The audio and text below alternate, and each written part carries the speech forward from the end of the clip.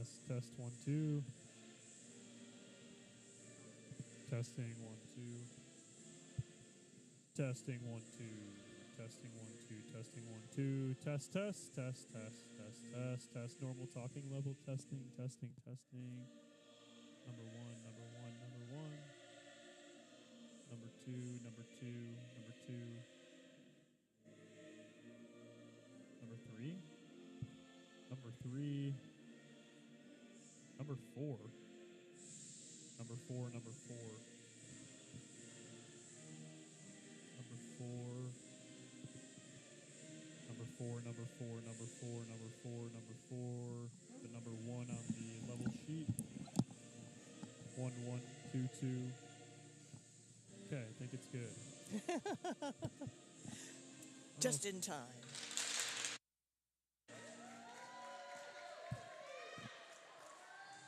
Good afternoon.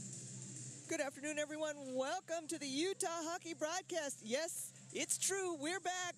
I'm Anita Tsuchiya here with my partner, Patrick McGann. We're here at the Salt Lake City Sports Complex for our first home game of the 2023-24 season. How's it been for you, Patrick? Good. It's great to be back here. It's been a long time, right? But these teams, or at least the University of Utah, they had to wait a long time to play a home game. I mean, it's already late October. This season's been going for about a month already, so they're absolutely excited to be playing on home ice, and I'm thrilled to be back. It's going to be another great season here in Salt Lake City, and we have 3 great programs looking to take the ice, starting with the W1 team. A lot to prove. Yep. This afternoon, they're going to be hosting Colorado State University of Rams. We also want to welcome our fans who are listening in from the Colorado State supporting fan group. We know that some of you are listening. And, of course, as always, we want to welcome our Utah fans who aren't actually here at the stadium, who might be tuning into YouTube. The Utes are wearing their home whites, and they'll be guarding the goal on your left. And Colorado State's wearing their travel dark greens with the white trim. They'll be guarding the goal on the right. Here's our starting lineups.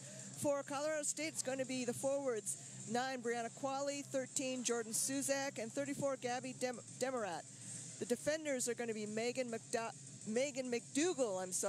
and Amber Morris. And in goal for the Colorado State, it looks like that is number 33, Sabrina Rittner.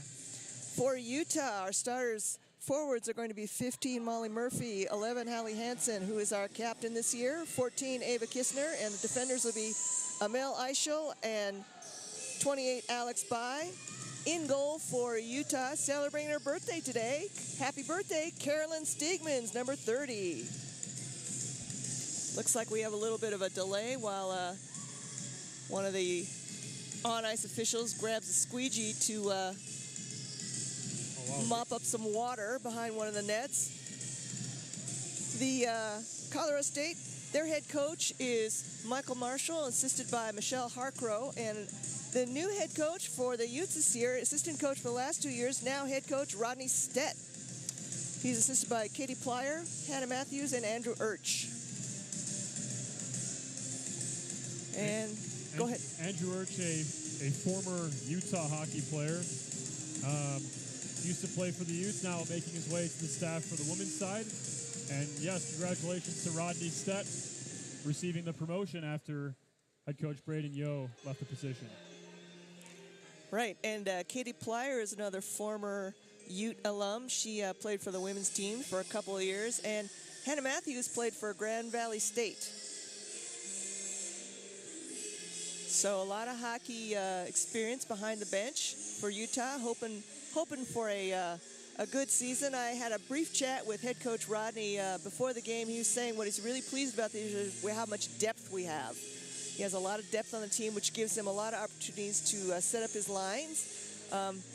He said that first lines 1 and 2 probably are going to be our run and guns, or the fastest skating teams, and then the third and fourth lines will be more kind of control and contain. And we are off to start the home series for the 2023-24 season. And Colorado State makes break, cross the blue line. That's number 34. Demarat, she sends it behind the net. Back and forth behind the net a little bit, still in the Utah zone. And a shot for the point by number 12. That is Amber Norris. Nicely gloved by the Ute goalie, Steegmans. Now, Steegmans is new to the team. The other goalie, Miranda D'Antognano, she's had most of the time in the net so far, but Rodney says that Steegmans is quite a good goalie. It's going to be quite fun to watch them. They're both very talented goalies for the women. Here we go. Here comes Kistner down the line, across the blue line, into the corner. She cycles it out to Fish, who tries a centering pass, gets broken up. And Colorado State now carries it down. That looks like number 3, that is Girton. Sends it down behind the net. Picked up behind the net by Stevenson. Fighting for it in the corner. Squirts out behind the net. Oh, trying for a pass getting in front of the net, but goes wide. Puck is still in the Utah zone. Now it ends up behind the net again. Hansen gets a touch on it. Shut. Tries to play it up along the boards. Ends up circling back to the corner. Sends it across to Fish. Utah having a little trouble getting that puck out of the zone and getting some control and starting to play. Fish goes for it, and just after I said that, she tries to send it ahead to Shut. Ends up back behind the net. Gets by Hansen, gets by Kistner. And Colorado State starts their breakout across the neutral line, across the neutral zone. Boy, it's been a whole season off, and I can't talk anymore.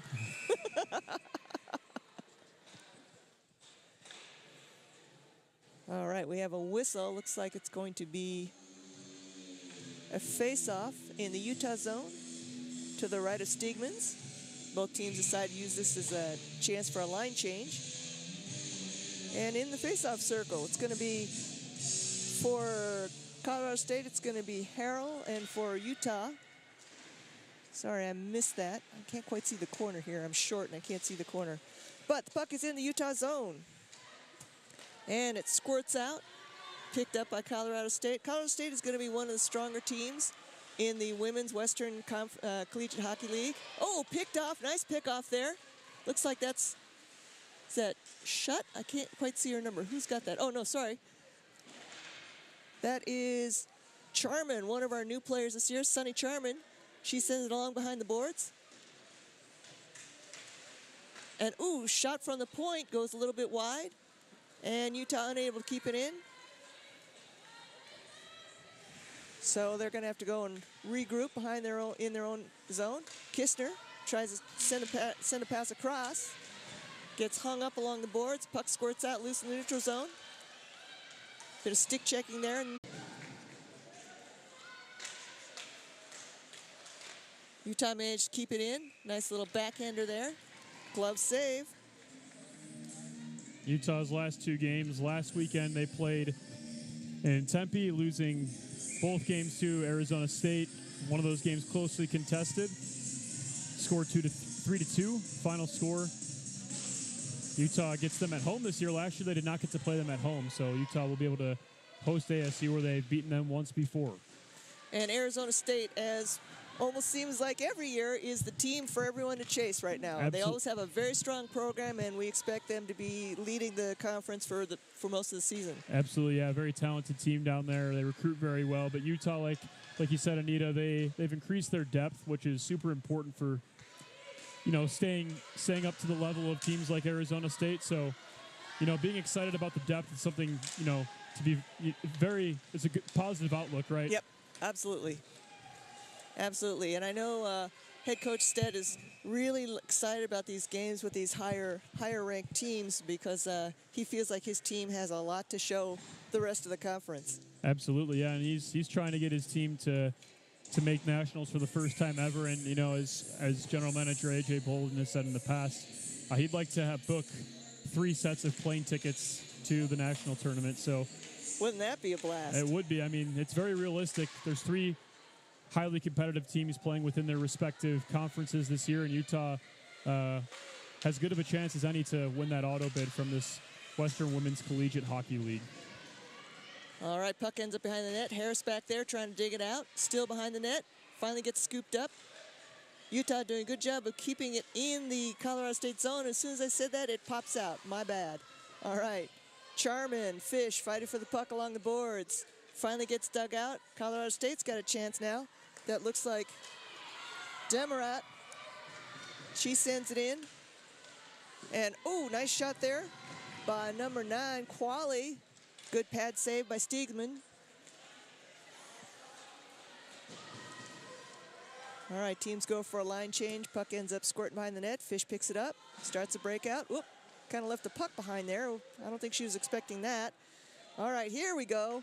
And Charman sends it up, tries to get the pass up ahead to Bailey, but it gets poked loose and it bounces around a little bit. Bailey gets another chance along the board. She's going to try and work it up.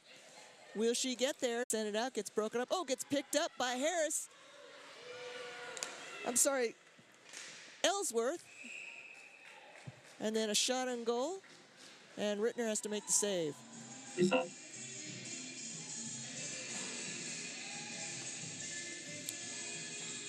All right, so we're going to have a face-off in the Colorado State zone to the left of Rittner. And Utah wins the draw. Nice little move there out to the point. McCain has a chance. She goes for a wrister. Another glove save by Rittner.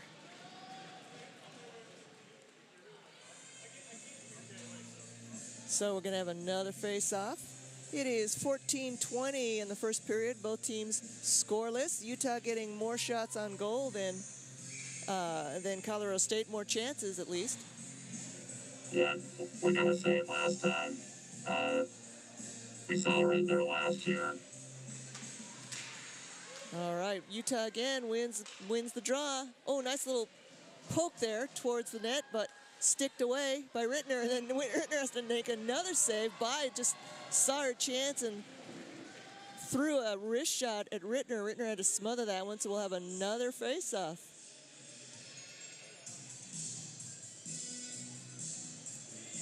And as we said, Utah has been on the road. They've had 4 games on the road. They played Montana State and, of course, ASU splitting that important series.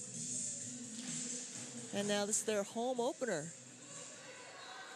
Colorado State has the puck down the blue line, across the neutral zone. Ends up behind the net. Gets fished out by Amel Eichel. We've got 2 Eichels, Amel and Eileen.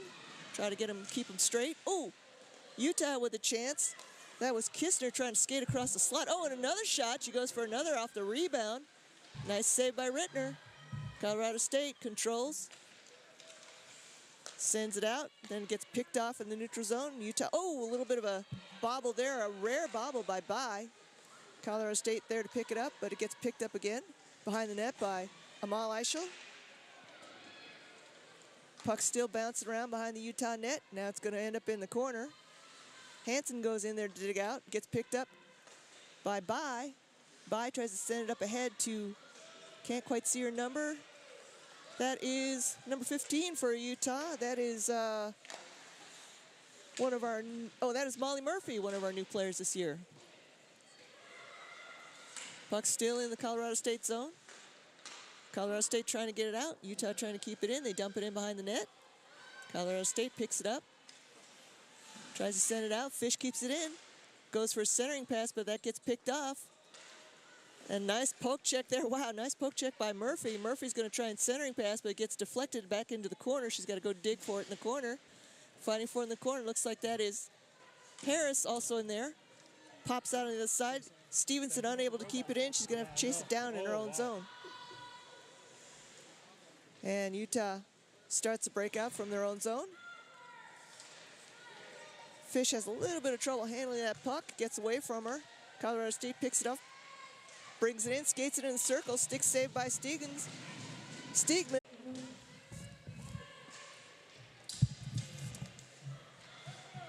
And somebody loses a stick. And finally the puck clears the Utah zone, ends up going all the way to the other end. And we are going to have icing, of course, which means, as you hockey fans know, we're going to bring the puck back to the other end for a face-off back into the Utah zone. 11:38 left in the first period. Both teams still scoreless. And if these stats are correct, it looks like Utah is out shooting, as I wait for my refresh here, Utah is out shooting Colorado State 9 shots on goal to 2. And off the draw, Utah controls the puck, sends the puck around behind the net, picked up by Kistner, sends it back the other way to Stevenson. Stevenson looking up, trying to get that pass forward up ahead to one of her forwards. Puck gets poked loose. It gets picked up by a Colorado State player. That is DeMatteis. Puck is bouncing around. Matisse gets another chance from the circle. Steegmans has it all the way. She decides to stop the puck, smother it. We'll have a face-off in the Utah zone. Yeah, Steegmans makes a really nice save there. Forced to make a stop for her team. There's an open lane in which Colorado State was able to find a shooting lane, and Steegmans makes a really nice save, keeps her team in it. Almost halfway through the first already, and Utah out shooting these. Yes, 5 games. They've had 4 wins and 1 tie. They played Denver in September and beat Denver. They played Michigan State and played to an overtime tie against Michigan State, and then they beat Wyoming right before coming here, last weekend, right before coming here, or 2 weekends ago, sorry. So they're coming in with a hot hand, and as I mentioned, we expect them to be a strong contender in this conference as well. And the Utes, their first home weekend, but they hit the road again for quite a while.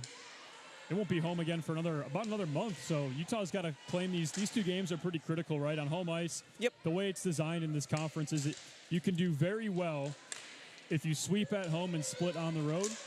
And the Utes here have a great opportunity to earn their first home sweep of the season. They did get a sweep on the road at Montana State. We also want to mention that coming up tomorrow night, Saturday night, it's going to be Breast Cancer Awareness Night. I know in the past we've had dedicated jerseys. I don't know if that's happening again. I'll try and check that during the intermission to find out if we can let people know. Behind the net, Colorado State trying to get it out. Poked loose by. She keeps it in. Nice chance. Here we go. Here's a shot. Backhander by Charman, but she couldn't quite get all of her blade on it, so it dribbles into the corner. By keeps it in, tries to send it in deep, gets broken up by Colorado State. Now here comes Colorado State the other way. That is number 7, Charlton. She skates it, sends it across, gets poked loose. Picked up behind Utah's net by Harris. Ends up in the corner. Still in the corner. 9 minutes, 14 seconds left in the first period. Finally pops loose, dangerously close to the net, but it gets broken up by. Finally, Utah still unable to get it out of the zone.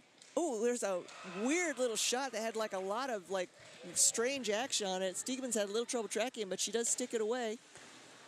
That's a good save by Steegmans. It was tipped by Anderson from CSU, and even though it didn't have a lot of zip on that shot, pucks like that do find their way in. That was by intention, by design by Ashley Anderson. Gets a good tip, but Steegmans up to the task. Looking very good early on here, facing 7 shots and stopping every single one of them. All right, so now we have a face-off in the Utah zone. 2 Steegmans right. And Utah controls off the draw. Fish sends it around the boards and gets sent back behind the boards. Fish has got to pick it up again. She tries to go the other way. Puck is still stuck in the corner. Utah trying to get it out. And Colorado State able to keep it in, but then finally gets picked up by Bailey, and she's off to the races. She's going to head for it down into the corner. She goes for the centering pass. Oh, but good defense there by number 26. That's Hansen to tie up the Utah forward so that she wasn't able to get her stick on the ice, and now puck pops out the other way. Fish carries herself across the blue line. She goes for a shot from the circle. Pad save. Gets sent back in deep by Merriweather. Whips around. Here comes Colorado State the other way. Oh, nice breakup. Nice poke check by Fish. Puck is bounced around. Ooh, but then it gets picked up again by the Colorado State player. Both teams, somebody either in the skate or in the back of the leg, and bounced into the goal. But it looks like the net did come off there, and I don't know if they're going to call it a goal. because they're not moving back to center ice there. Nope. But the net did pop off, and saw one of the referees wave it off. Yep. Looks like it won't be a good goal. Wow. Nope, no goal. They're waving it off, so Utah gets a lucky break. Unfortunately, we don't have our replay set up right now on our stream, so we can't take a look at it again.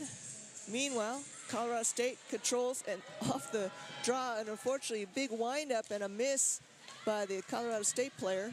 That looks like, can't tell if it's 12 or 17. Looks like that was Amber Norris, and Okay. that Utah gets lucky there. That was a good setup off the faceoff there from Colorado State. They try for the one-timer at the point. Looked like Norris is going to have a lot of put a lot of oomph on that one, but she fans on it. The puck comes all the way down.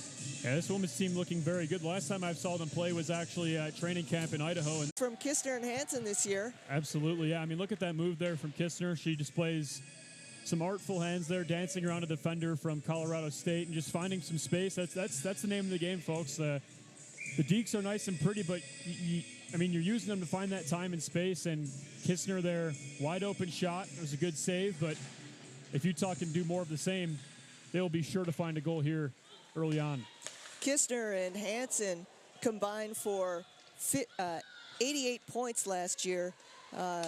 29 goals for Kistner and 17 goals for Hansen. That is a high scoring line, and so glad to see them back this year and hope they'll be able to keep up with that, give us some of that production again. We got a player down on the ice.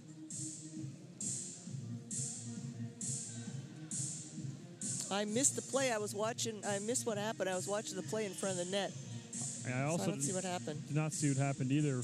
But building off your previous point, that dynamic duo there of Hansen and Kistner, I know the coaching staff's very happy to have both of them back, but combining for that many points, I mean, that is very impressive, Anita. You bring that up. That's nothing to scoff at. You're looking at probably what is one of the best duos in this conference and maybe even the league, right? I mean, two very talented players to have on your team, and Hansen earning the captaincy this season.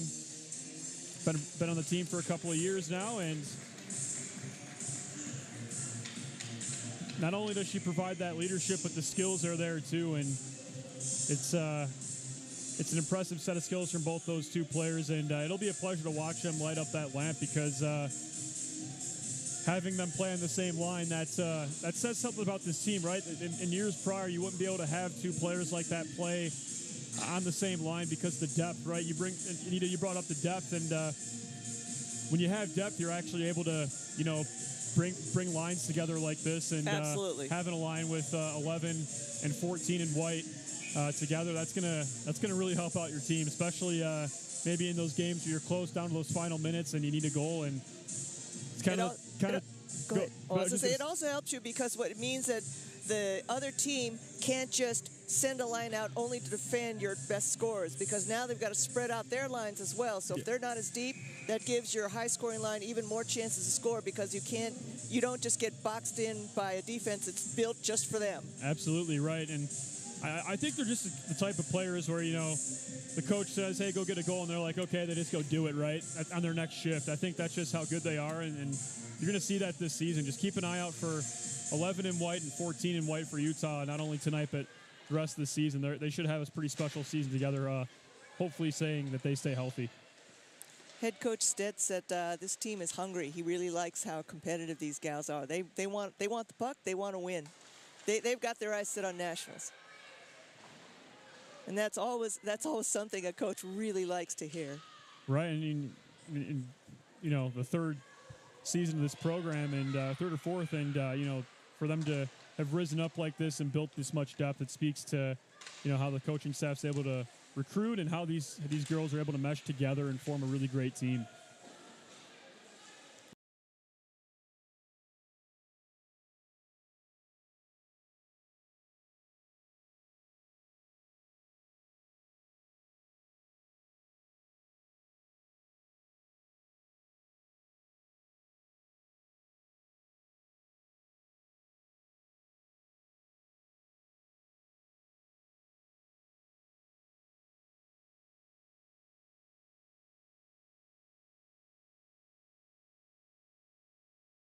Though she was getting forechecked really hard by the Colorado State forward line. Now here comes Colorado State the other way. Across the blue line. Through the circle, wrist shot. Stick saved by Steigmans. Puck ends up in the corner. From the skill set that these players have. Right. All right. Looks like that's Ellsworth again, carrying across blue line. Puck gets broken up and poked loose. Kistner picks it up. Sends back to Fish. Fish tries to get it up to Amal Eichel, but it gets past her. And then gets dumped the other way. Icing's waved off. So Utah's going to have to pick it up behind their own net. Kistner, I'm sorry, not Kistner. Amal Eichel trying to get it clear. Colorado State doing a good job of keeping it in. That is Taylor keeping it in.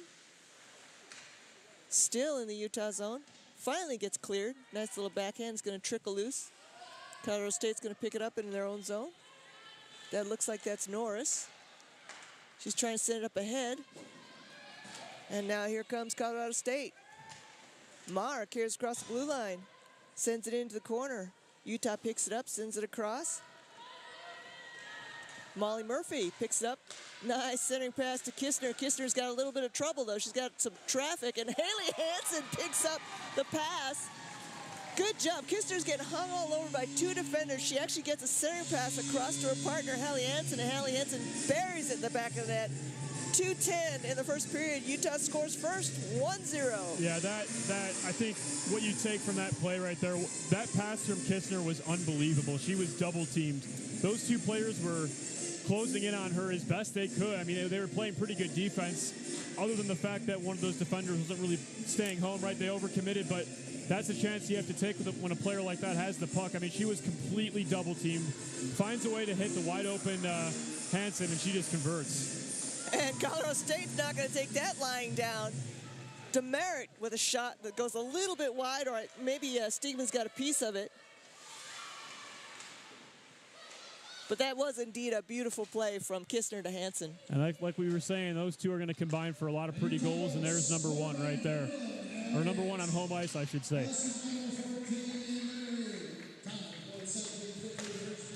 Oh, nice interception there by Harris. She breaks up that pass, and then who is that from Utah? Picks up the rebound with a shot on goal. Yeah, that'll be Hansen's fourth goal of the Bailey. year. And that'll move her into second place on the team behind her line mate Kistner, who's got 5 goals. And so far in this young season, they've combined for 13 points. Yep, they've already combined for a lot of goals. Although we should put a caveat on that, because I think two of those games were against Wyoming, which tends to rack up a lot of points. Wyoming's still a very young, developing team, and so they are typically one of the weaker teams. I believe they're still independent. I don't think they're even in, or no, they just joined WWCHL. But they're still in the building phases. Oh, nice little 1-2 there.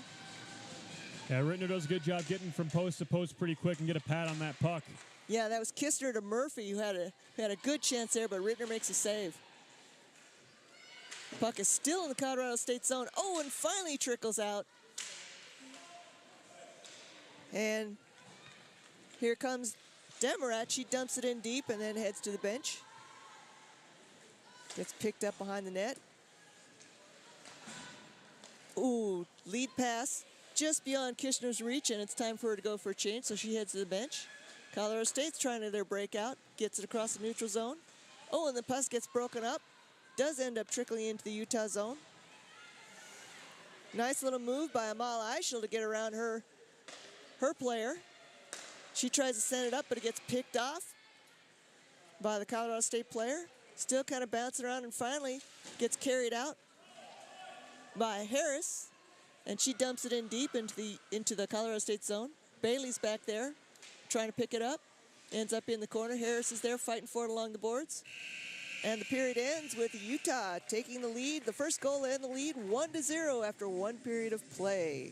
And, that's got to feel pretty good for Utah. Just, reviewing the previous statistics between these two teams. I think the last time they played was actually in the conference tournament at the end of last season, and where CSU was actually victorious over Utah. So that's actually even more added gas for Utah to put in the tank, right? And you already know coaching staff, they're bringing that up. They're saying, these guys, they came in here they came in and beat you guys last time you played. So that's a little bit of extra motivation for this team, and you can kind of see it out there. They feel pretty good after one period having that 1-0 lead. I bet it feels pretty good after getting knocked out of the playoffs by this team not too long ago.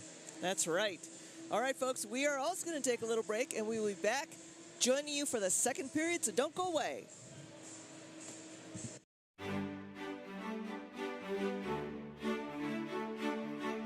Welcome to the Rocky Mountains. Welcome to open trails and new vistas.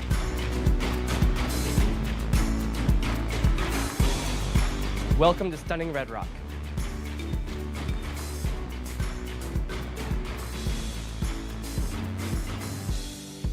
Welcome to the greatest snow on earth. By the tree of broken glass, where the home Welcome to game day fun. anything could last. So let's go and take the words that we know. Welcome to the party! Of thoughtful dreams. But if you listen, you can still hear Welcome to Pac-12 Sports. our names, calling out our names. Welcome to world-class research. We'll keep on standing tall. This world is in our hands. So get up and grab your Welcome to the arts. have no trap. We are tough as nails. Come on, this is our land. Welcome to real-world experiences. We can go to that bridge that crosses over fear. Welcome to a great education. Love and what it does to those they hold near. So let's run till the water. Welcome to new friends. We can toss our worries far away from our hearts. And if you listen, Welcome to the time of your life. not hear them calling out our names, calling out our Welcome to all you can imagine. Though we might faint and fall, we'll keep on standing tall. This world is in our hands. So get up and grab and walk and see. Those gray clouds look close, but we have come and gone. Welcome to the University of Utah. So get up and grab and walk and see.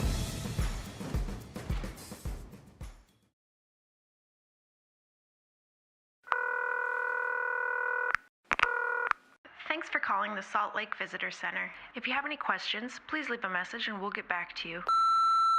Hello! I tell you what, I'm just going to put you on speaker. All right, a little about me. I'm a bit of a phenomenal skier, so I want to take my family on a vacay, which is short for vacation. Hope you don't mind the abbreviations. I'm just short of time today, so I need to sort of hurry things along. Just a few simple questions for you. They call Salt Lake Ski City, but you do ski in the mountains, right? I'm just picturing myself skiing down the sidewalk there next to the shops. Knowing my luck, I'll do one of my big flips and end up in the traffic. So I don't want that to be the case. Look, I've got to go. You're really keeping me here. Although I will say, I'm going to see your Utah Jazz play a basketball game. And I've heard there's a couple of Australians in the team. So here's my question. Are they causing you any trouble? I just had a thought. The average snowfall near Salt Lake is 500 inches. If I was to utilise all of that to build a giant snow person, would that be majestic or a bit scary? Oh, hey, listen, just quietly. I'm a big family guy. You know that, I've told you that. But after a few days with them, I'm going to need a drink. That's legal, right? I hear Utah has the youngest population of any state. So if I was to head down to one of your hot rockin' clubs or a social event, would there be a youth person in there that might be able to explain Snapchat to me? My kids just won't do it. Now, I've heard there's a bit of a Sharks versus Jets rivalry between the skiers and the snowboarders. And if I made that movie, would you watch it? Oh, when was your last Yeti sighting? Are you getting all this, by the way? I'm assuming you can rewind. The Utah state bird is a California gull. I mean, even you've got to admit that is confusing. I guess that's more of a statement than a question, but still I thought I'd bring it up.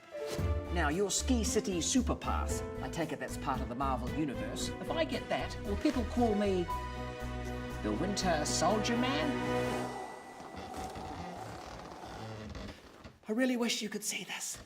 All right, well, this will be costing me, so I better go. Thanks for everything. Bye.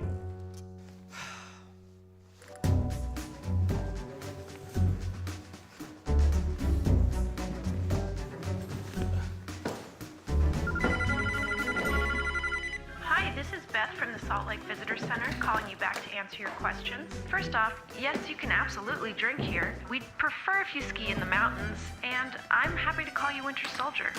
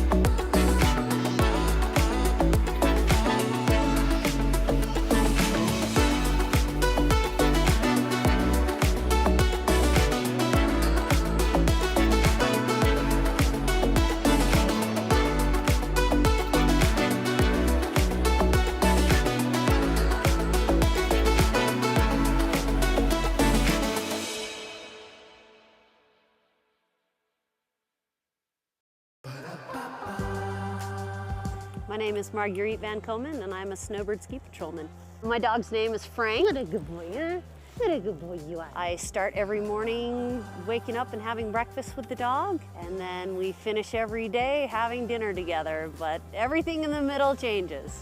We train them using their own instincts, so instead of hunt for dinner, they're hunting for humans. A lot of thought goes into choosing these dogs. Number one, they've got to be able to handle the cold. Number two, they got to be pretty hardy. And three, we're looking for very high drive dogs. The dog that is going to chew your sofa up at home, we want that dog. The people, the mountain at Snowbird, it's just special. And everything you want to do is here in Salt Lake. Get off the plane, grab your gear from the luggage cart, and within 30 to 45 minutes, you're up here and skiing on snow. You know, Salt Lake is super unique. We have 4 full seasons. So you can come up, ski all morning till the snow gets a little too smushy, and then you go and hit 18 at the golf course at the bottom of the mouth, and then you can go out for a wonderful dinner and see theater. It's amazing how much you can fit into your day. And not only do we have everything that you want to do, but we have great people to do it with. Everyone wants to be outdoors, happy, and go and play. Every day is different, and I love that. I love showing up to work and going, what is on the plate today? Snowbird is my family, and Salt Lake is my home, and Frank is a great part of that. My name is Marguerite Van Komen. I'm a snowbird ski patrolman, and I am Salt Lake.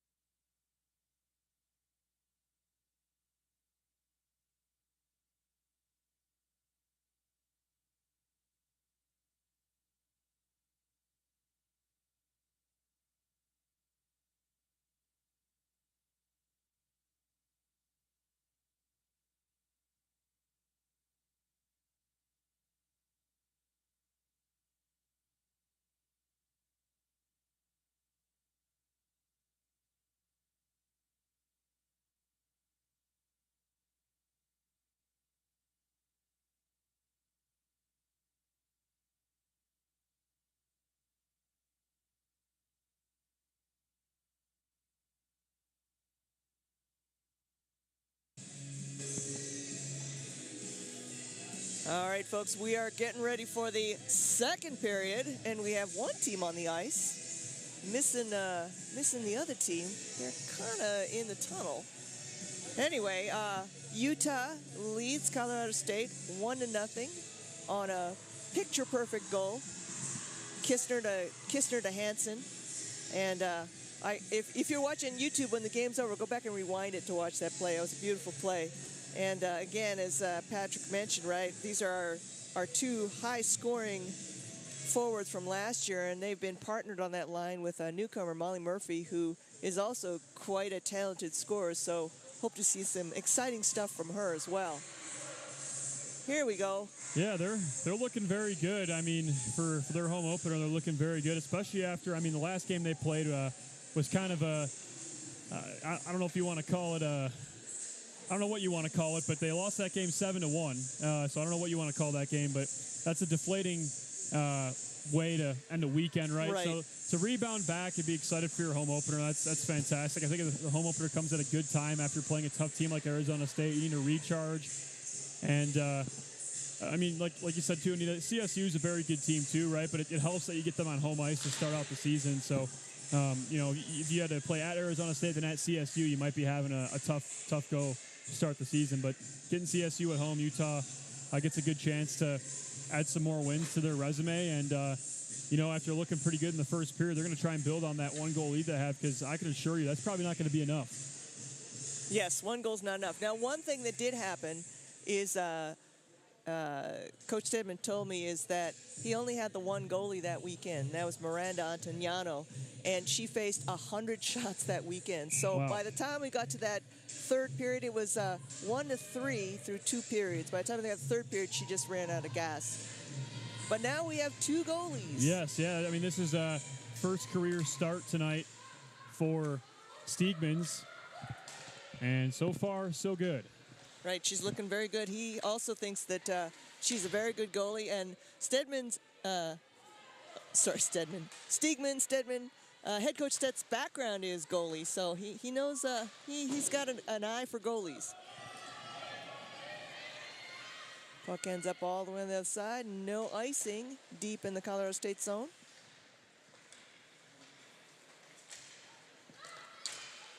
Utah sends back through the neutral zone. Nice little forward pass to I'm impressed. To Kistner, who tries another shot. I'm impressed with the passing. It just looks so good. Little passes like that in the heat, the heat of the moment passes where you just got to like shovel your stick with the puck. There's a really nice couple of connections that Utah has made so far this evening in some of those passes, and you see Kistner skate in and get a good chance again. And puck is still in Colorado zone, but Colorado State zone, but Utah unable to keep it in, so they're going to have to start over. Fish sends it across. Lead pass up to Charman, who looks like she has recovered from her little spill in that early period. Glad to see her back on the ice. By fighting for the puck, manages to poke it loose. And it finally pops loose and ends up going behind the net. And we have a whistle. I'm not sure what the whistle is for. Will be icing against. Oh, it was icing, all right. Colorado State.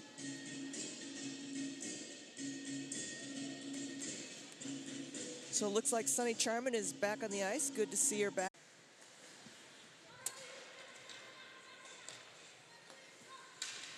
And don't forget, later this afternoon, actually this evening, we're going to have the men's D2 team. They're going to be hosting UC San Diego. Sorry.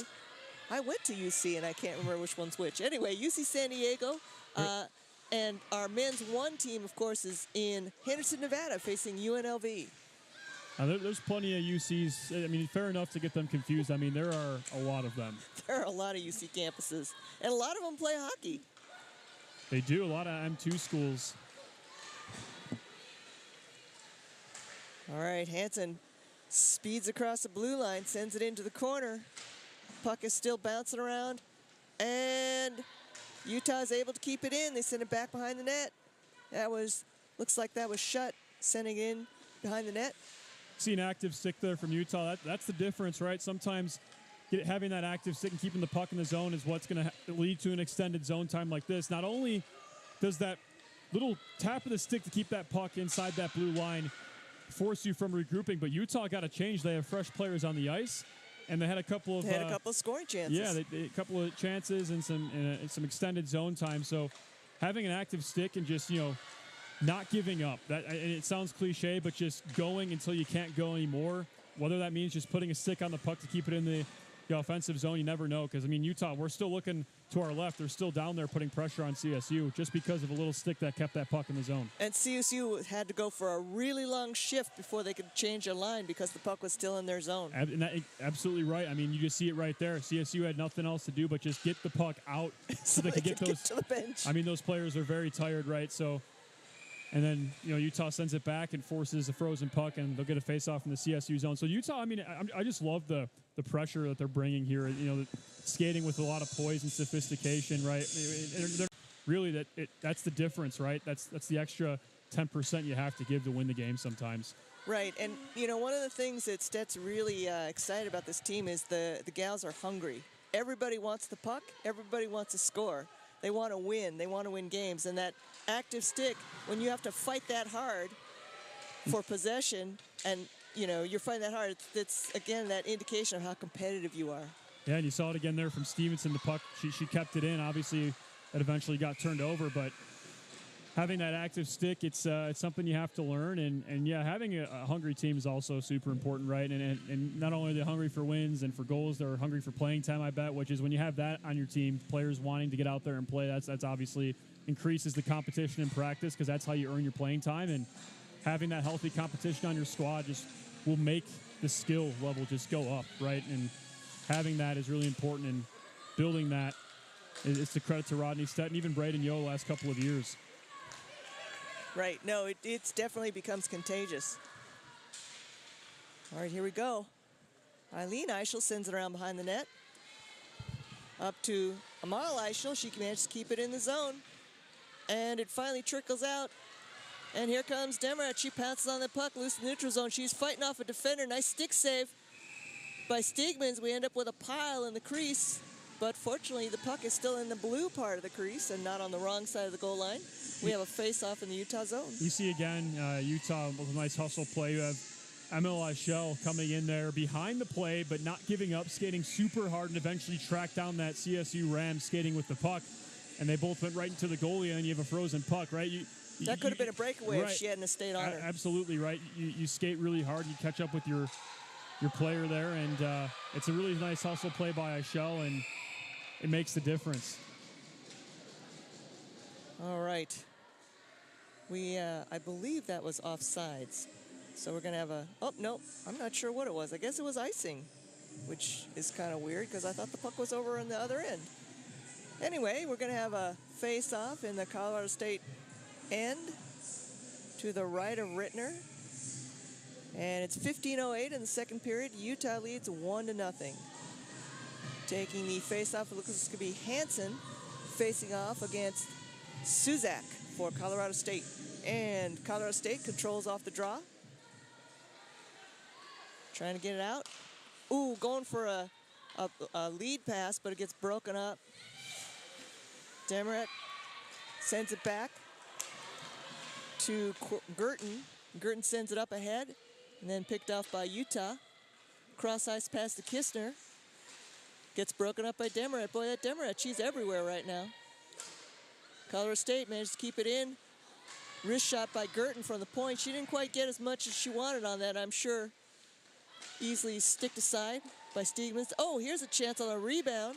Nice save again by Stigmans. A little bit of a defensive breakdown there for Utah. You see their defensive arrangement kind of outstretch itself and overcommit, and there's an open shot there from CSU. You can't have that. You see it more on penalty kills, right? That the box is what you really see. But here on just on even strength, you have to collapse as a whole there, and overcommitting will open up the middle of that zone. There was a chance there for CSU, and Utah. We got a breakaway now. It. A little bit ahead of Murphy, so she's got to go skate into the corner. She's waiting for help to show up. Nice centering pass. Oh, gets by everyone, but doesn't get by Charman, and she goes for a backhander that goes high.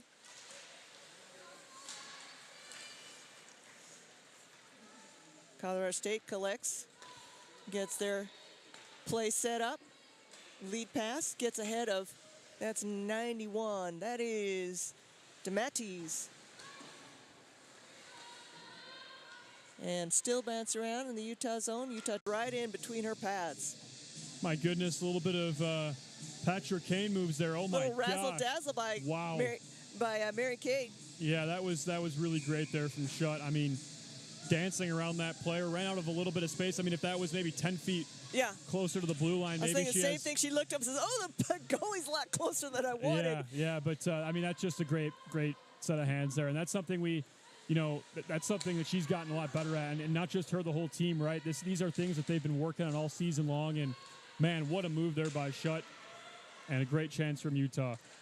And it's one of those cases where it was the right move because keeping the puck was the right move. You know, sometimes you see players do that when they could have passed it off, but that was definitely the time when possession was to her advantage. All right, Colorado State coughs it up to Bai. Bai sends it across to Kistner. Kistner sends it into the corner. Oh, drop pass. Nice drop pass. Doesn't quite work, though. Puck trickles out. Now here comes Hansen. She makes a wide sweep across the blue line. Drops it off to Murphy. Bai does a great juggling job and keeps the puck in, and then after that takes a shot for the point. Saved by Rittner. And Amal Eichel unable to keep it in, so we're going to have an icing call.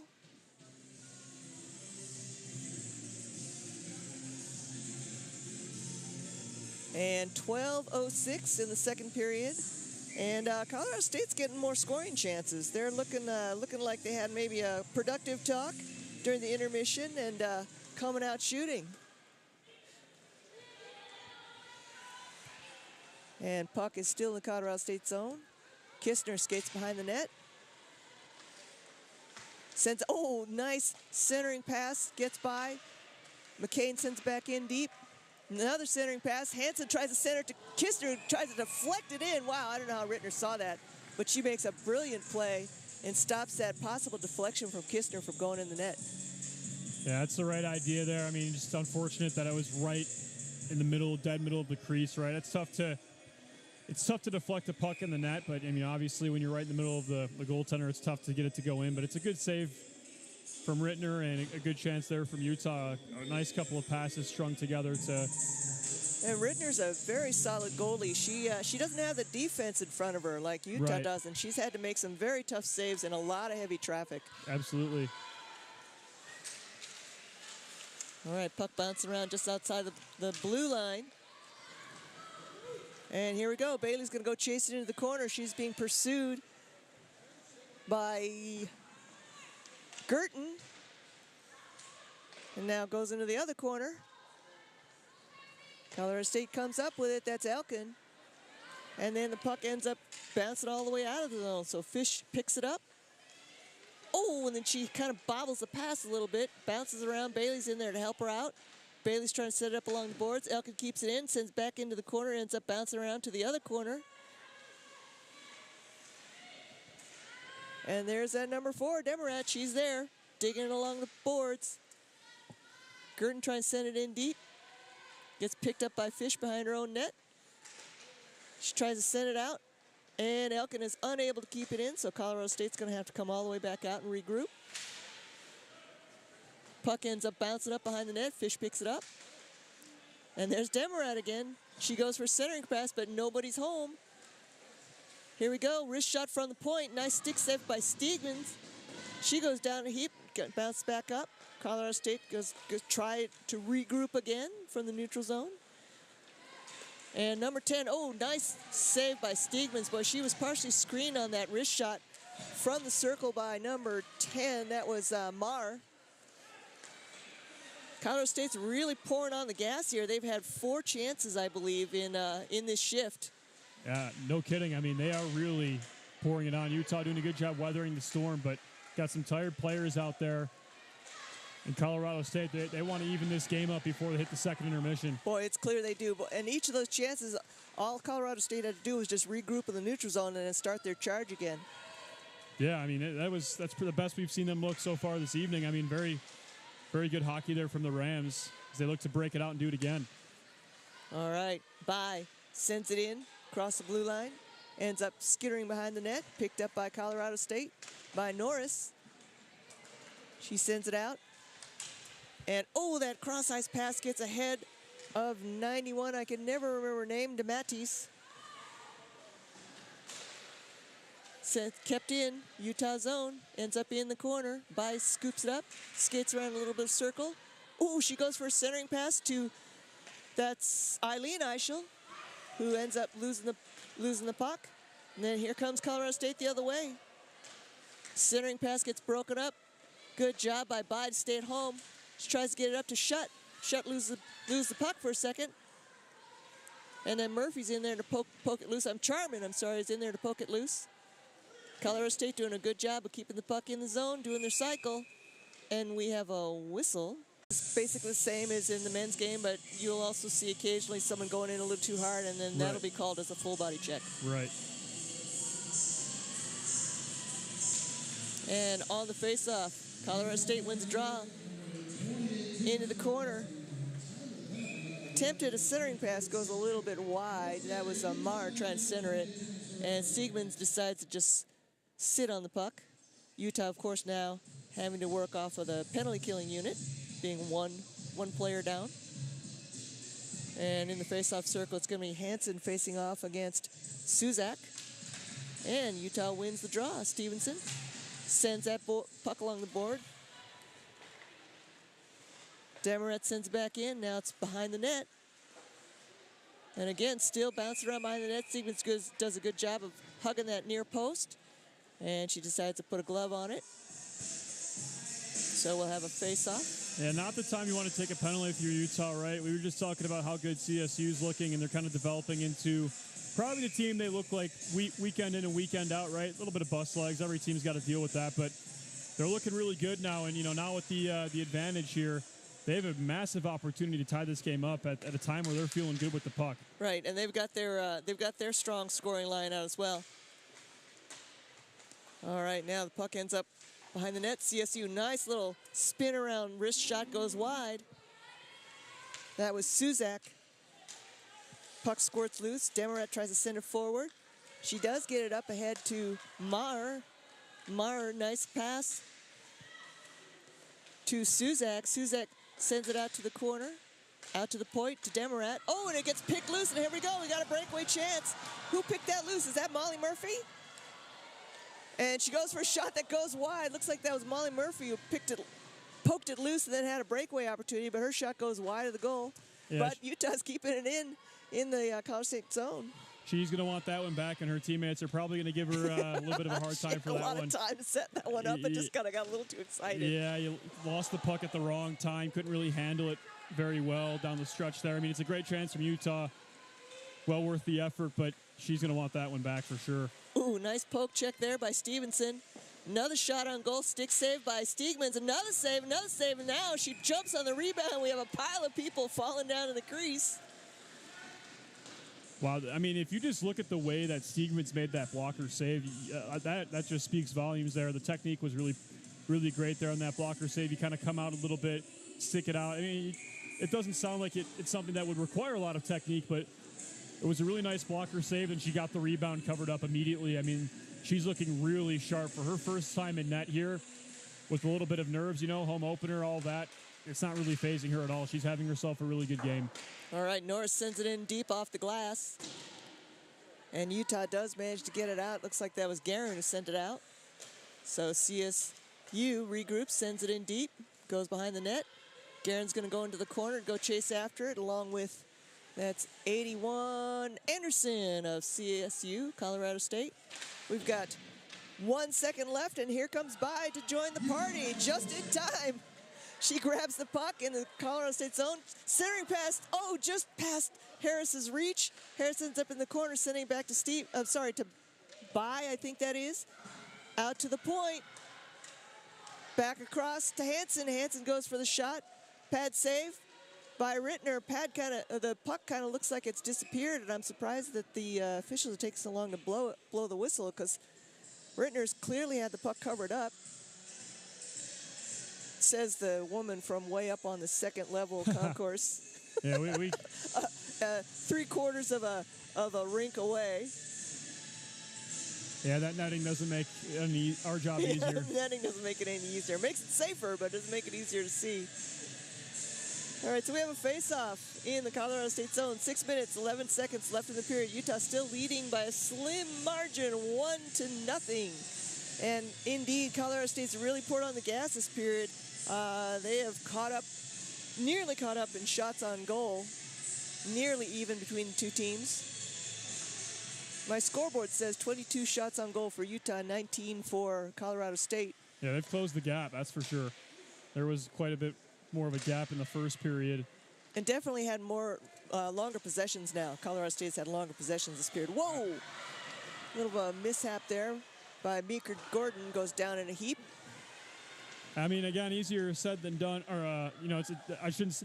Up here, it's easier for me to talk about it, but, I think Hansen there, she made a really great hustle play, but, man, Kistner was wide open. He just backhand that over to her stick, and that's the 2-goal lead. But nonetheless, a great chance there from Hansen, great hustle play. She gets a good opportunity to put that puck on net. But another good chance there from the 2 stars here on this Utah squad. Colorado State really putting the pressure on Utah in their own zone. Shut. Centering pass. Ooh, gets by Kistner and Hansen, who kind of ended up skating on top of each other a little bit. Now Colorado State with a shot. Stick save, ends up behind the net. Back up to Shut. She tries to get it across to to Harris. Finally, she carries it across the blue line herself. She goes down in a heap. Wow, that looked like a trip, but I don't see an arm going up. And the puck trickles back out. Picked up by Bai. Oh, and then picked off by the Colorado State player, and then Charman tries to get a hold of it, but it finally bounces loose all the way back behind the net. Centering pass by Colorado State. Not sure why Demrat got left open. She's not someone you want to leave open in front of the net. Bai sends it out. Finally, Utah managed to clear the zone, and Charman's got a chance. She's got support in the middle with Shut. She skates into the circle. Oh, and the centering pass just gets by Shut. Puck ends up in the corner. Bai keeps it in, sends back in deep, around to the other side. Bai's unable to keep it in this. I'm sorry, Mel, I'm going to keep on goofing up your name for a little bit. All right, Bai sends it up along the boards. Colorado State unable to keep it in. And a cross-ice pass, smart pass to Ellsworth. Ellsworth's going to skate across the blue line herself. She's got help. Bailey's right there with her. Puck's bouncing around and finally comes loose, and now here comes Colorado State. Here's their chance. That's number 91, DeMattis.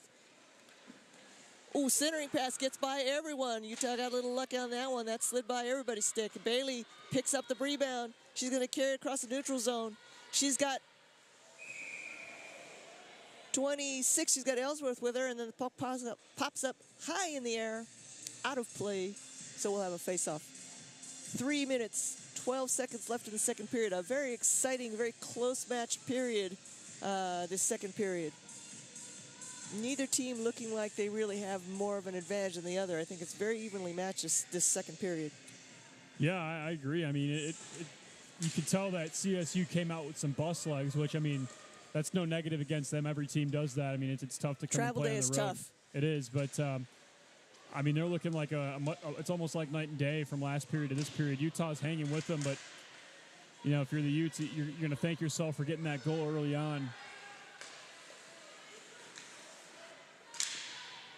All right, puck kind of bouncing around. We're playing a little bit of neutral zone ping pong here as the puck bounces around. Finally ends up, still bouncing around the neutral zone. Finally, Colorado State carries across the blue line. She's getting stick checked hard though. Hansen rides her into the boards. Puck ends up behind the net. Murphy sends it back the other way to Kistner. Kistner's got Hansen open if she needs her, and she sends it to her. And then nice little drop pass to Fish, and Fish is going to carry it across with a wrist shot. Rittner makes a save, dumps the puck behind the net. Now Murphy's going to pick it up in her own corner. Out to Stevenson. Watch out. Stevenson's got a hard wrister, and she lets it fly. Goes wide. Valerie Stevenson has time. She has a wicked slap shot. And Stevenson, tries to send it up, bounces off somebody's helmet, bounces back in, and now goes across. Picked up by Colorado State. That's McDougal. She sends it in and then goes for a change.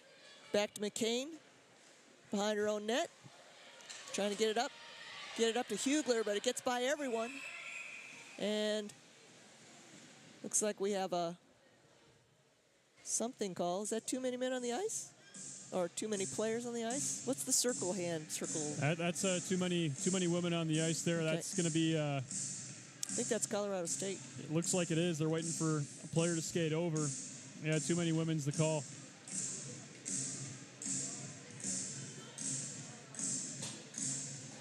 So that'll just be a 2-minute minor, and then some lucky person who gets the short straw serves the penalty. And now Utah goes on the power play for the first time during this game. We've got 1:40 left in this period. 2-minute penalty against Colorado State. Let's see what happens. Utah wins off the draw. Out to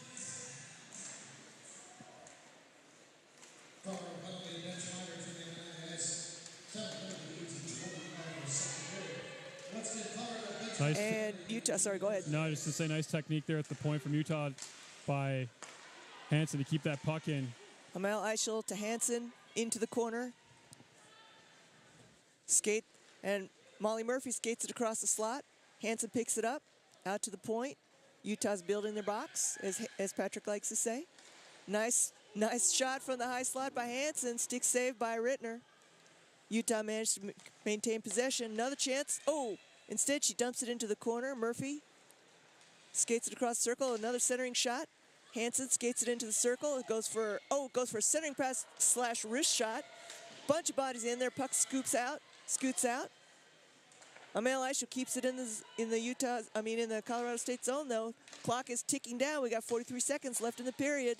Wrist shot finally from Amel Eichel, and I think she's thinking maybe I should have held the puck a little bit longer. And Rittner makes the glove save. We have 40 seconds left in the period. 1 minute left in the player advantage for Utah. Utah leads 1-0 still. Looking to get their second goal. They're looking very good on this power play so far. Handful of chances. Yeah, an insurance goal would be really nice on this power play. Stevenson, wrist shot.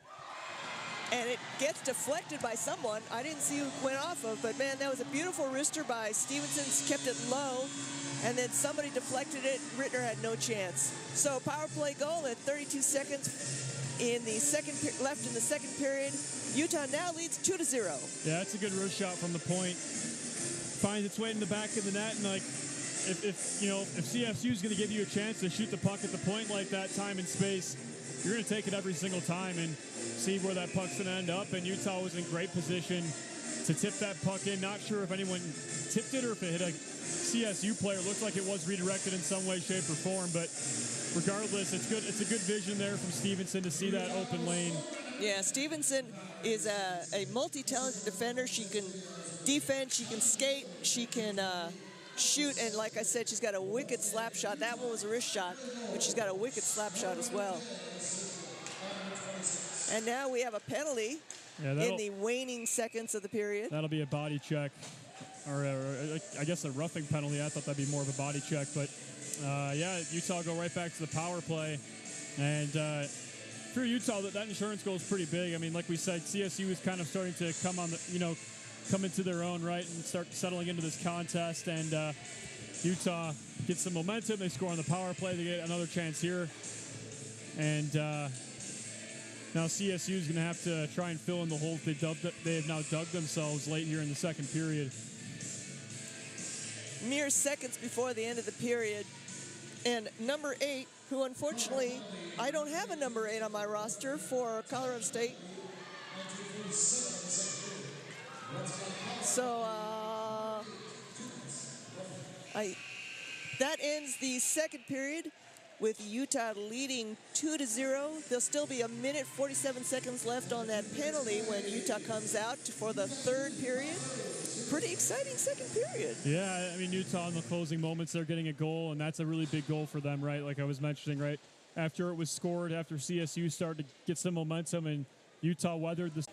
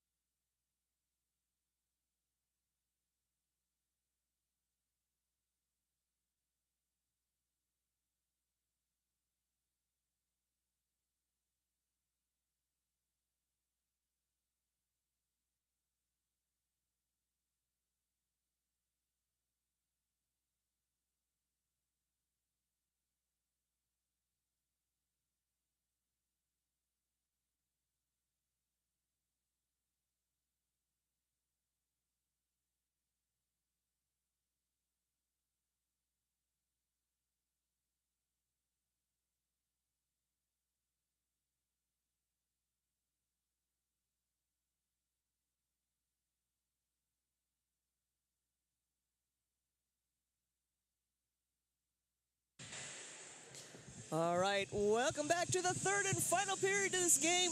Utah with a 2-0 lead over Colorado State. You know, 2-0 is not that big a lead actually against Colorado State. Wouldn't you say, Patrick? I actually agree with you on that one, right? Because like what you say, what you mean by that is just this team came out with a lot of fire halfway through that last period, and Utah got really lucky that not lucky, they used the skill that they have, and they came out and they got a couple of goals, or at least one goal last period, right, to get that insurance. That's huge because this team, it's a great team, right? Like this 2-goal lead could be gone in the next 5 minutes because this is a team that you have to take seriously. And Utah knows that, but you know that Rodney Stett basically just amped up his players big time in the locker room, saying like, how much do you want it? You know, all this, you know, we got to win on home ice. And so, you know, don't take this team lightly in the third period, but you know, I have the faith in the Utes that they can finish this one. But yeah, like you said, Anita, don't take this team lightly because they are talented. And Utah actually starts this period on the power play. Good chance to get another goal. That's right. We got 1:30 left still in the power play for Utah, and so they set up their box patiently, as they should. Oh, except for that little bit of a rare mistake there by Kistner where the pass goes out to, I'm not sure who, but it ends up going and trickling out. And by the way, that last goal that Valerie Stevenson, they did credit a deflection for Lila Ellsworth. She got the deflection on that. No, wait.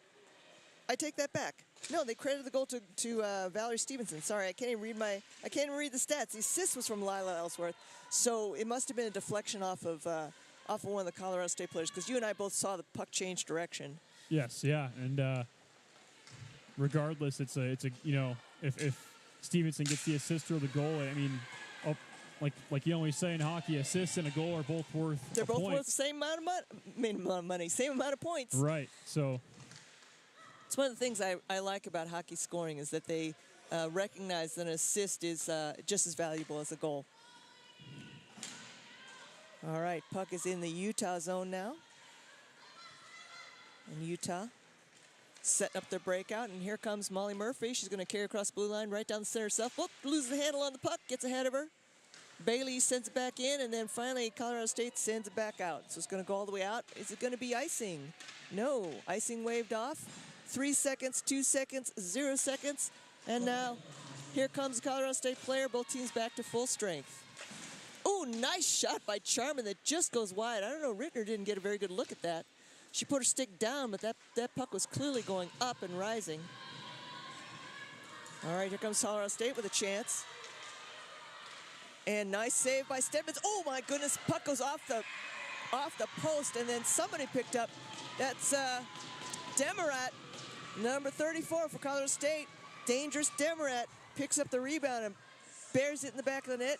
It's now 2-1 at 17:50 in the third period. Yeah, that's Utah's defense broke down a little bit there. Yeah, two things there. I mean, like we were just talking about how you can't take this team lightly, and I don't think Utah was, but Colorado State, Dangerous gets on the board there, but also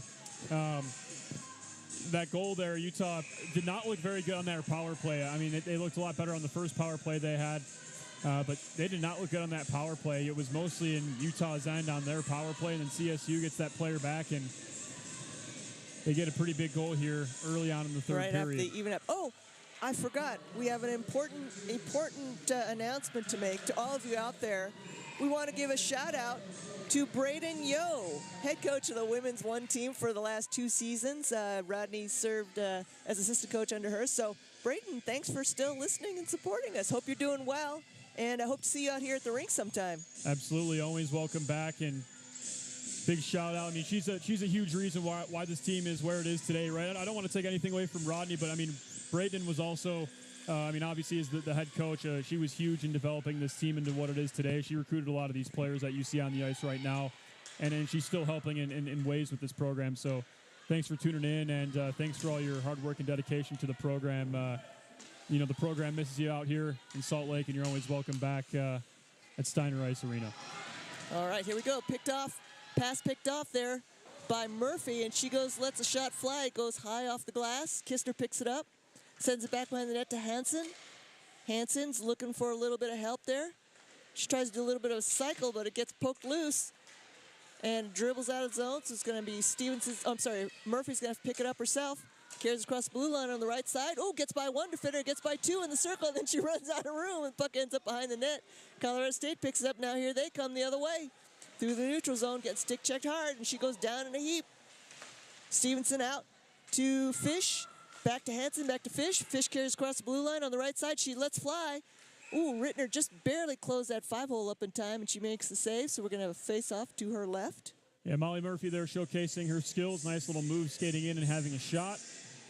And like we were talking about, Anita, she's one of the newcomers to this team that brings a lot of skill and just increases that depth we talked about earlier on in the broadcast. And from Pinedale, Wyoming, we had to go look it up. Yes, underneath on Google Maps. On the west side there of the Wind River Mountains. Probably not a bad place to grow up. A lot different than Salt Lake City, that's for sure. Yep, absolutely. All right, Utah off the draw, wins the puck, sends it in deep into the corner. Norris picks it up behind her own net, trying to get it clear. Gets broken up again, sent back in deep. And that looks like that was Shutt trying to get a searing pass off. Gets deflected, bounces around. Oh, and then Hansen tries to knock it down out of the sky. Oh, sorry, that was Shutt. Sorry, man, Kate. And Colorado State now clears the zone. Going to send it up to DiBattiste. She carries across the blue line on the right side. Gets hung up at the blue line by Stevenson, and Stevenson goes down in a heap. And the puck is maybe underneath Valerie there. She finally gets up. Puck comes loose. Colorado State keeps it in the Utah zone. Sends it back into the corner. Fighting for the puck behind the net. Ends up in the corner. Shutt's trying to get it cleared out. Unable to do so. Finally gets picked up. Oh, nice little tap there to Harris. Harris has support. She's going to cross the blue line. She goes for a wrist shot that gets deflected. Charman was there with her, but Harris couldn't get the puck across to her. Yeah, that was good defensive play there by CSU. Good defensive play. They're forcing the play to the boards on the outside. They didn't overcommit, and as you see, they get the puck out of their own end, and now they're attacking. All right, Utah with a slim 1-goal lead, 2-1 with 15 seconds left in the third period of this game. Can they maintain the lead, or better yet, can they add to it? Puck bounces around. Amel Eichel sends it up to Hansen. Hansen gets hung up in the neutral zone. Puck gets picked up by Elkin. Then she goes down a heap and it gets picked off by Kistner. Kistner tries to get it across to her partner, and that looks like that was Ellsworth. And the puck is just kind of sitting there tantalizingly. Backhand pass, or backhand shot attempt by Kistner. Out to Amel Eichel. Back into the corner. Back to Kistner behind the net. Kistner's going to skate it around out to the point to Bai. Bai keeps it in. Sends it back along the boards. Into the corner. Again, back to Ellsworth. And Bai is unable to keep it in. And Utah's going to have to regroup. Amel Eichel sends it across. Oh, that was a beautiful idea, but just out of reach of Ellsworth. And now Bai sends it up to Bailey. Bailey's got two defenders, so she's going to have to wrestle them off, and she ends up with the puck in the corner. Puck is still in the corner, still fighting for it. Ellsworth managed to poke it out. And McCain's going to try and keep it in. She does. Good job with her feet there. Sends puck back in deep. Bailey's got it in the corner. She tries to send it back behind the net to Ellsworth. Gets by Ellsworth, though. We've got 13 minutes, 39 seconds left in this period. And now here comes Colorado State. Oh, nice poke check by McCain. Breaks up that one-on-one attempt by Colorado State. That looks like that was number 20 face-off in the Utah zone. And on the draw, Colorado State looks like they're going to control the puck. They're going to send it back in deep. Stevenson's going to pick it up behind her own net. Skate it around towards the boards. She gets stopped up, though, by Smith. Puck bounces around the other way. Ellsworth trying to clear it out. Now we're kind of bouncing around in neutral zone. Finally, nice little lead pass to Merriweather. Merriweather's trying to control the puck. She sends it back to Stevenson. Stevenson looks across to Fish. Fish taps it up ahead to Hugler. Hugler loses the handle on it, though, and the puck skitters into the Colorado State zone. Merriweather tries to keep it in. Fish manages to keep it in. Eileen Eichel skating on the point. And along the boards, and now it looks like we have a penalty coming up. And I believe that's going to be against Utah. And that is going to be on Megan Fish. 2 minutes for cross-checking. So Colorado State goes on a power play, and this is an important penalty kill for Utah right now. Colorado State's been really pouring on the gas, making it with a lot of offensive chances. We have 12 minutes, 32 seconds left in the period. Colorado State with a chance to even things up with a two-minute power play opportunity here. On the draw, Utah controls by, gets it up to Hansen.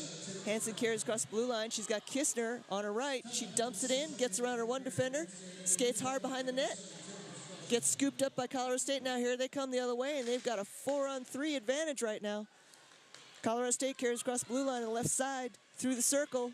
Nice defense there by Amel Eichel. Centering pass gets poked wide. Another nice rebound, nice save by Stegmans, and the puck trickles out all the way across into the Colorado State zone. Good defense by Utah.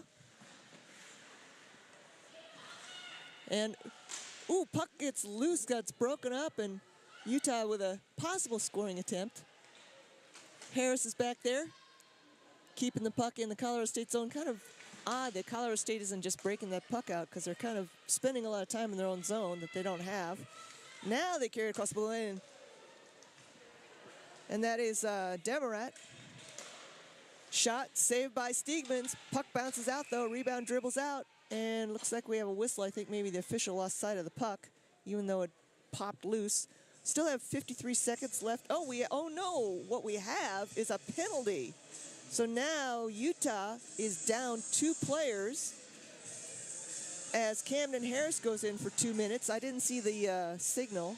Did you see the signal, Patrick? No, it's just a verbal communication to the score box. All right, so now for 53 seconds, Utah is down 2 players until Fish can finish off her penalty. Yeah, this is huge for CSU. They get 53 seconds of a 5-on-3. And then they get minute 20 or minute 10 of a 1-player advantage. All right, it sounds like it was tripping by Camden Harris. Shot on goal by Harrell, Ryan Harrell of Colorado State. Setting up their box, dumping it in. Stegmans makes a glove save and breaks up that play.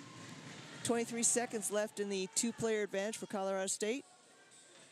Utah decides to go for a line change. Smart choice since you only have three players on the ice. And this faceoff will take place to Stegman's right. She has to be careful because it'd be really easy to pop that puck out to the high slot and have someone take a quick shot. Nice poke check there by Murphy. Puck ends up in the corner. Colorado State having trouble getting their box set up. Instead, they're having to dig for the puck in the corner. Now they set it up. 10 seconds left in the 2-player advantage, and Stegmans makes another glove save, kills another few seconds of the clock. Clock now is down to 7 seconds with a 2-player advantage. Utah, again, holding on to a slim 1-goal lead, 2-1, with 10 minutes, 38 seconds left in this 3rd period. All right, this time the faceoff is to Stegman's left, and Colorado State controls right off the faceoff. Nice wrist shot attempt, but it bounces off of a Colorado State player.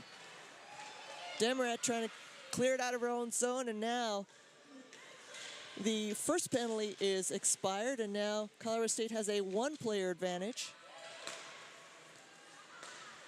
And that's number 13, Suzak, carries it across the line, sends it up ahead. Oh, and centering pass, wow! Stegmans does the splits. Fortunately for her, that shot goes wide. Now here's Demarat from the point. She tries to send it through, tries to be sneaky about it. Instead, Utah ices the puck. We have 33 seconds left in the penalty against Utah. Clock ticking down, 9 minutes, 50 seconds left in the period and the game. All right, here comes Colorado State. Qualley carries it across the blue line, but then she comes back out. Now she goes back in. Stevenson picks it up, sends it out. Ooh, it just misses nailing one of the line officials in the helmet. Puck goes out of play, so we're going to have a face-off right in front of the Utah bench. 12 seconds left on the penalty against Utah. 9 minutes, 36 seconds left in the game. Oh, I'm sorry. It's not going to be in front of the Utah zone bench. It's going to be back in the Utah zone to Steegman's left. And Utah did a good job killing off that 5-on-3, and now only 12 seconds remaining in that power play. Holding strong thus far. That's right. All-important penalty kill here. And Stevenson tries to clear it out, but it gets batted down. Smart play, heads-up play by Qualley. She keeps it in. Puck's dribbling loose, and the clock is ticking down, and that's it. Team's back to full strength. Harris comes back and joins the party. Shutt tries to send it up ahead. Colorado State tries to work it across the neutral zone. Kept in. Bailey's going to go chase it into the corner.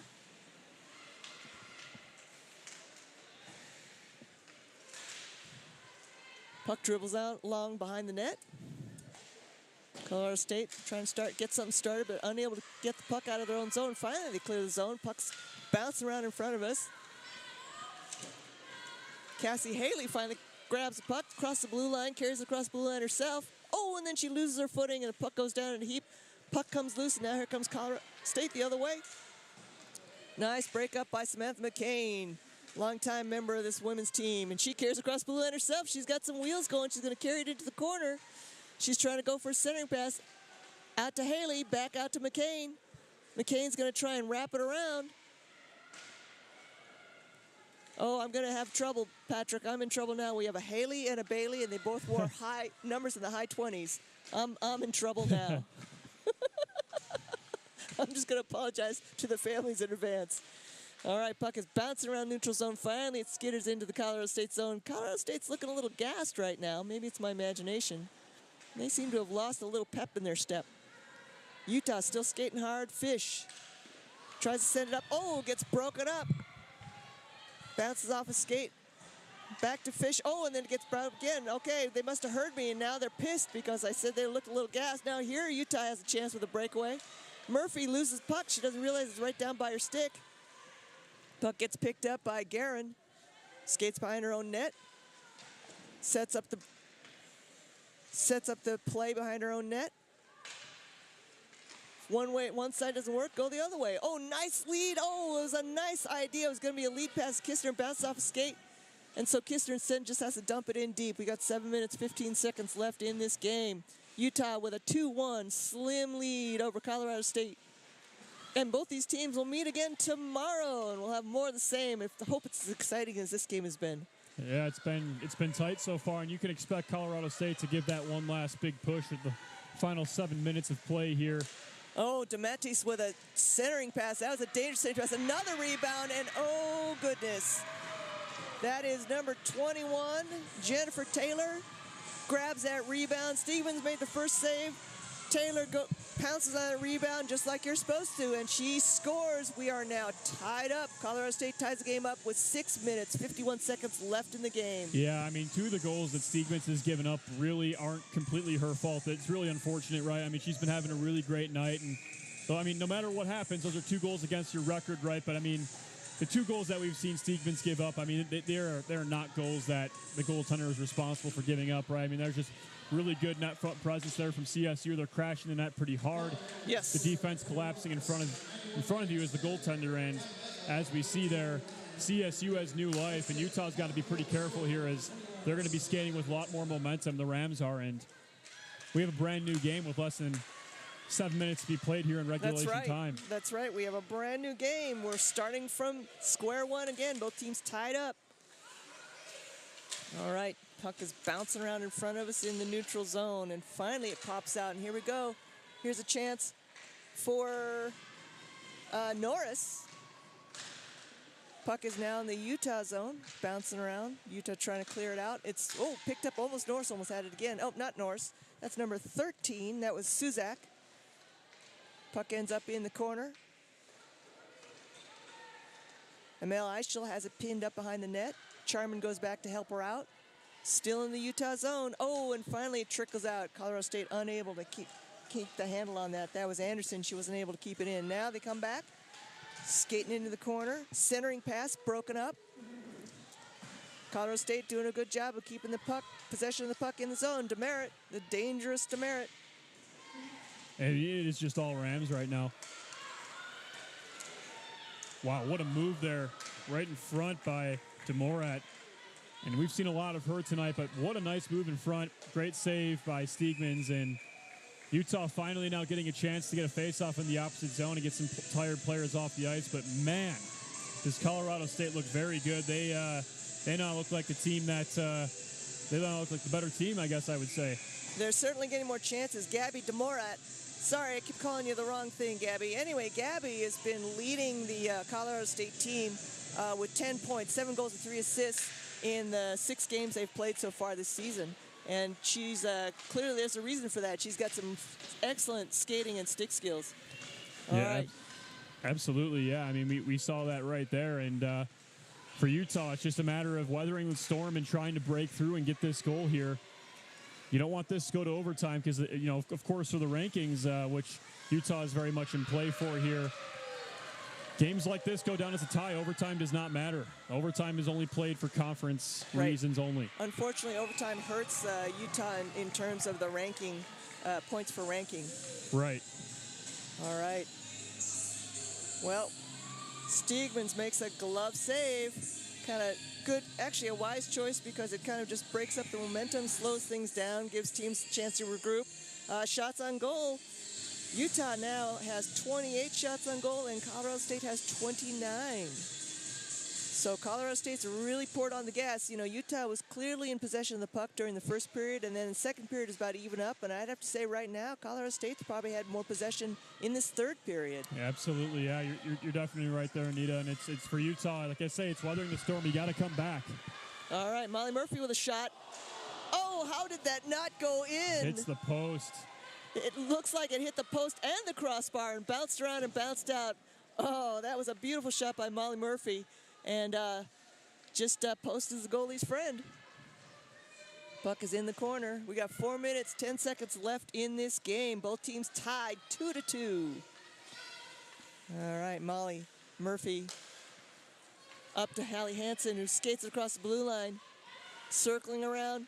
And she tries to dump it into Kistner and just kind of gets hung up in Kistner's pads. Hansen recovers. Shot by Fish from the point, hits somebody in the butt, comes back down. Shutt scoops it up. She's going to skate through the circle. Can't get by her defender. Fish picks it up. She tries to dump it in, but there's no white jerseys in the slot to pick that puck up. Somehow, miraculously, Shutt keeps the puck in the zone and actually managed to get it towards the goal. 3 minutes, 30 seconds left in the game. Utah recollects and tries to set up something. Harris fighting for the puck. Out to Fish. Fish sends it to Stevenson. Oh, just out of her reach. Stevenson was actually turned around the other way.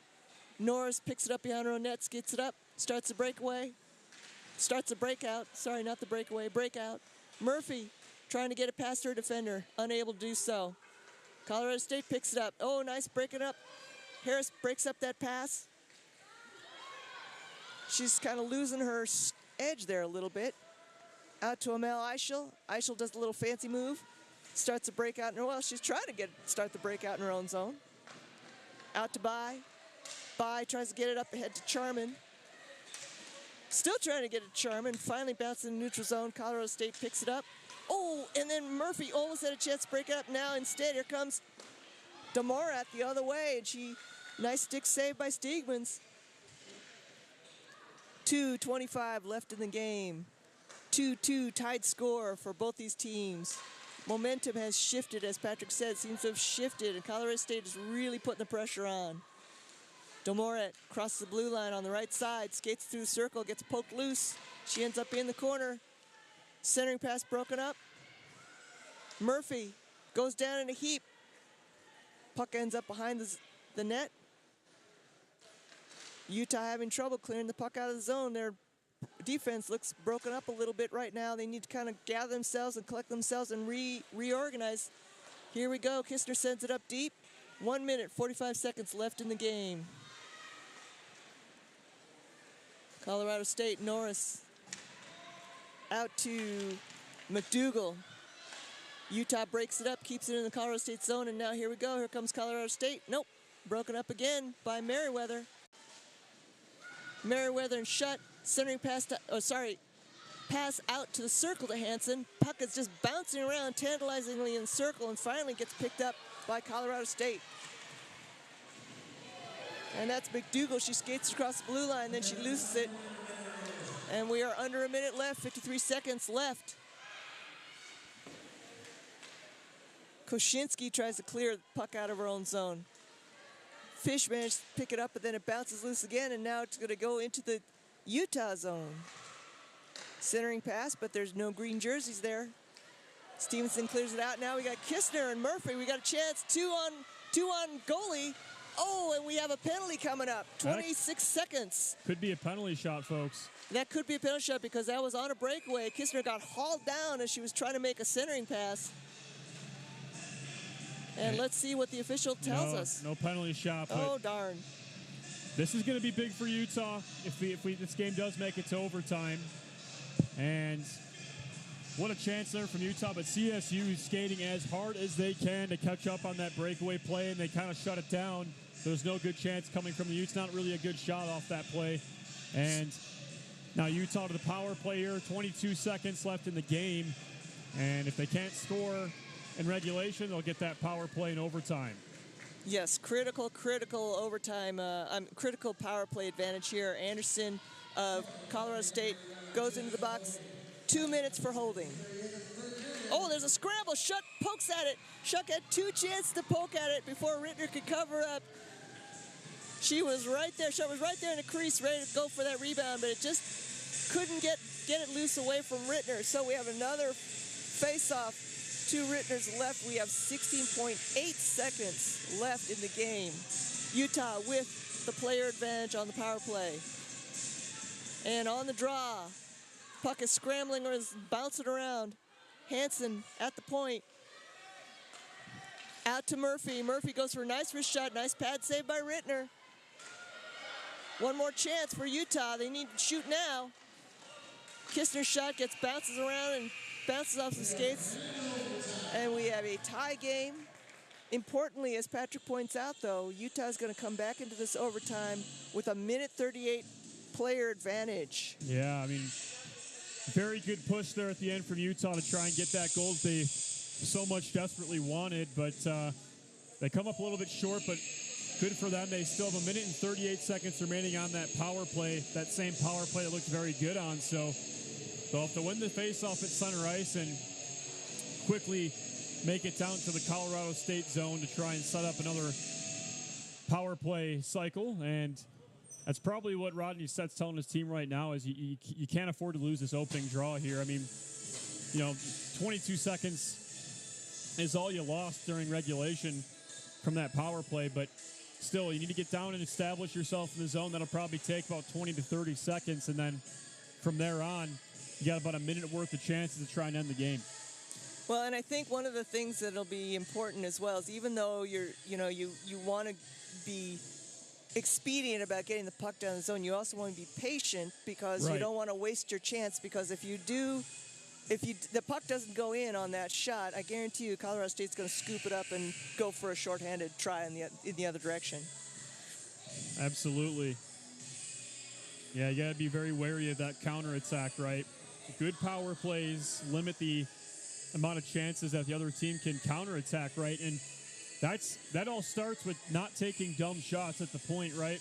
I mean, when you get time and space at the point, you should take the shot, but you'll see players force passes and shots that aren't there, and those you're at critical risk when you're making those plays at the point. I mean, most of the time on a power play, that puck is in or around that blue line, right? Stick handling and passing. And so you cannot make those critical errors. That might be something Rodney Sett's letting his team know as well, right? You have to find the shot that's there. Now that we're already in overtime, there's no need to act as if you're in a rush. There's no need to act, on any rash decisions, right? So just don't force things that aren't there. And this is something I haven't really seen this team do. That's in previous years we've seen that, but tonight they're looking very good. They're not forcing things that aren't there. It's happened a couple of times, but not as many times as you've seen in years prior. So if you're Utah, take your time. There's no need to rush it. Set yourself up. You got plenty of time left on this power play. Oh, we should point out, overtime is 4-on-4. So we have one less player on the ice. Now, of course, Colorado State only has 3. That's a lot of ice to try and have to defend against with only 3 players. Yeah, I mean, and the Olympic-sized ice comes into play here a lot. I mean, with less players on the ice and a bigger ice sheet, there is a lot of space to work with. Utah, that's something they're used to. This is something they train for, but Colorado State, this is more area they have to cover. Right, and Utah is indeed doing a good job setting up their box, keeping the Colorado State players spread out as much as possible. Hallie Hansen has a chance now because her defender goes down. Molly Murphy's shot hits somebody in the skate, goes up in the corner. Amal Eichel is able to keep it in. She's fighting hard from the circle. Hansen picks it up. Oh, and then loses the handle on it, but manages to keep it in. Oh, here's a chance for Hansen. She's going to skate from the circle on the left, goes for the backhand. And it looks like it got tipped up into the glass. The plays there from Utah were very, very good, and here's why. I mean, Utah, they're kind of, you can tell that Colorado State's on the prowl, right? When you make a bad move, they're starting to put more pressure on you. They put a lot of pressure on Utah, but Hansen and Eichel were... And that leaves 15 seconds in this power play as Amel Eichel carries it across the blue line and goes for a wrist shot that gets sticked wide by Rittner. 7 seconds left. And doesn't look like Utah's going to get a chance to capitalize on this power play. Teams are now back to full strength. Yeah, puck just kind of like dribbled right to her just as she stepped out of the box. Oh, thank you. Right, yeah, I was nervous watching that. Steegman's, though, up to the task, makes an excellent save. Steegman's really good on the one-on-ones that I've seen her. She doesn't come out too far, but then she doesn't wait too late. She does a really good job of coming out just enough to cut off the angle, but not so much she's end up, hung out to dry in case the puck gets rebounded. Yeah, and as you were telling me at one of the breaks, she's 18 years old, just got to college. I mean, for a goaltender that has not played at the collegiate level before, I mean, she looks very good. She got a lot of poise. Oh, and by the way, happy birthday, Carolyn. It's her birthday today. Oh, happy birthday. That's, hopefully she can earn herself a win. I mean, she's done her part, right, so far tonight. Looking very good between the pipes, and capping off your birthday with a win would be awesome, and your first career start. I mean, the women's team has got a very talented goalie lineup because we know Miranda De Antoniano, how good she is, and so with Steegman's now as our other goalie, Utah's women's team is all set up in the pipes. All right, puck finally comes out of the Colorado State zone. Hansen picks it up, sends it out to Fish. Fish is going to skate it from behind her own net. And here comes the breakout. Yeah, and like I said with the power play, this kind of applies with 3-on-3 overtime. Is where you see most of your goals in 3-on-3 overtime is plays in transition. As you were saying, plays in transition, and speaking of transition, Kistner takes advantage of that transition, and Utah scores the winning goal with just 1:52 left in this overtime period. Yeah, thank you. That makes me look pretty good, I guess. You look pretty smart, man. You called it. Yeah, I know. I mean, like you see, the plays in transition, Kistner comes in. That's a great shot. Utah capping off a great game. Colorado State, they fought their way all the way back into this contest, but Utah able to finish it off in overtime, get some critical conference points in those standings. And what a nice play by the Utes to cap off what was a well-fought game by both sides. And fortunately for us and all those who love watching good hockey out here, these two teams do it one more time tomorrow. Boy, it's going to be an exciting game. I'm really looking forward to when these teams meet again. No more bus legs for Colorado State, and they're going to be itching for payback. Absolutely, yeah. They're going to go back to the hotel and get a good night of rest. And, yeah, I mean, Utah, that's a complete performance, right? The coaching staff's going to probably focus more on the negatives to get better from. That's kind of what you do as a coach, right? But, Colorado State comes back in this game. That's not too thrilling if you're Utah, but Utah just having the poise to come back and finish off this game in overtime. And you see that beautiful goal in transition there. The Utes grab their first win on home ice this season, and I think there's going to be plenty more of those here that you'll see in Salt Lake City this season for this women's team. I'm looking forward to those. Yeah, they're playing with a lot of poise and sophistication that they're looking very good. And congratulations to new head coach Rodney Stedman for his victory for his first home opener. Yeah, Rodney Stett getting his first. I keep calling him Stedman. He's going to give me a hard time for that.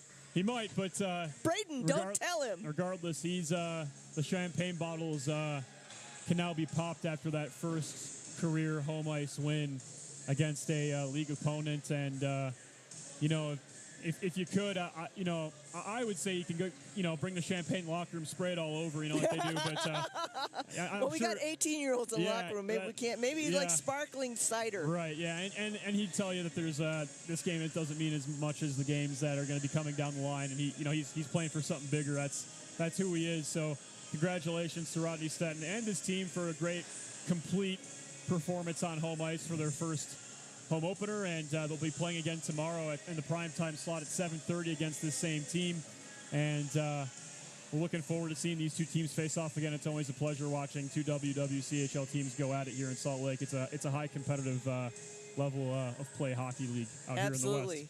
And don't go away, folks. We still have men's D2 coming up, where Utah is going to be hosting UC San Diego for Utah men's 2 home opener. Yes, yeah, home opener for the M2 Skating Utes, and they're looking to get in the win column against UCSD, and that will be coming up just in a few moments, so join us pretty soon. We're looking forward to bringing you more hockey here tonight. So until then, we'll see you soon.